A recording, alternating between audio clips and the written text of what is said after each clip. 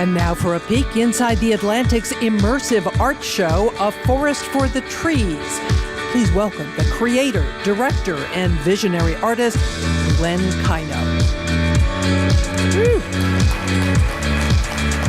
Hi, everybody. My name is Glenn Kaino, and I'm fortunate enough to be in collaboration with the Atlantic magazine. I'm going to talk about our collaboration, but first, I thought I'd show a few works for context.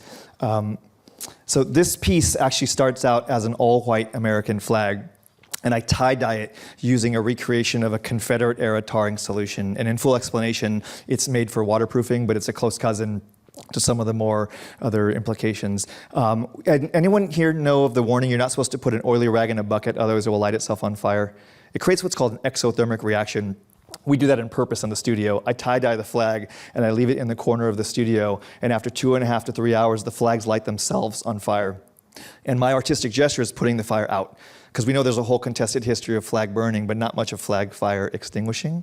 And when we show it into the museum space, we show it, you see the dark spots are the tar, those tan spots are the singe marks, but under the right lighting condition, it casts the pristine shadow of the flag on the wall. And I like to start my talks with this just to as a marker of the moment. Despite the charred exterior that we are living within, there sometimes are a value system that we hold dear in our heart. This is actually a photo, not my artwork. This is a photo of Tommie Smith, John Carlos, and Peter Norman in the 1968 Olympic Games. I've been fortunate enough to be a collaborator of Tommie Smith for about 10 years. And it all started with me making a cast of his arm and engaging a long-term process with him. And the first thing we made was this, which is a large-scale sculpture made out of 200 of Tommie Smith's arm. Each of those is one of Tommie's arms. And I'm proud and very happy to say that has just been acquired by the Smithsonian American Art Museum. So it's coming here to DC for a permanent installation in future. And our work together, thank you, and our work together has been documented in an Emmy-nominated film that I co-directed that included a lot of Atlantic journalists, including Jamel Hill, Lonnie Bunch, Congressman John Lewis before he passed, and whatnot. And so it's been a very, very exciting project for us to be on. But what brings me here to the stage today is A Forest for the Trees. And it all got started when I got a call from Brad Gerson. I know Brad's here somewhere. So Brad Gerson, the head of Atlantic Ventures, who called me up and told me about a series of journalism being commissioned about climate change called the Atlantic Wilderness Project under the leadership of Ross Anderson, who hopefully is also here. And one of the articles that was the most inspiring to me was from a fellow named David Truer, which argued to return the national parks back to the tribes. And I was very inspired by that. But before I work on any project, for me, I really intend on creating ethical systems of collaboration, not just for the output, but for actually the teams that are making the projects. So I began a collaboration with a woman named Londi Keepsiegel, who was from Standing Rock Reservation.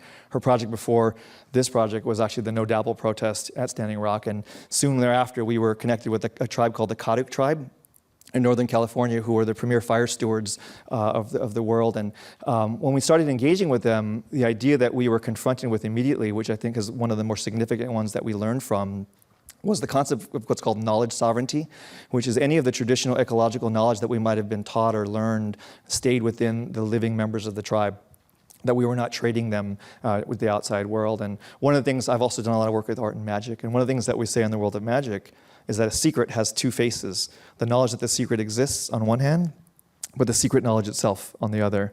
And while, in a magic show, we never tell you the secrets, but we certainly tell that they're secrets that exist. And so I said to the tribe, it would be great for us to not expose any of the real knowledge, but we want to tell the world that you're magic. And so with the support of the Atlantic, we built a 27,000 square foot forest in the middle of downtown LA, and here's a little teaser. It's time for us to bring good fire back to the land. For the last 100 years, we have abused our landscape at the demand of industry. Our rivers are unhealthy and our forests are burning at a greater extent than ever before known. We know that fire can be good. We know that fire is vital to preserving our forest and our rivers. We can help save them and our future. And it all starts with learning from the magical stories of our past. So we've spent the last year with a team of artists, musicians, and tribal leaders building a forest of illusions to help bring this story to life. And it's all hidden in a warehouse in downtown Los Angeles. It's a forest for good fire, for the water, for the fish, for the wildlife. It's a forest for life. for all of us.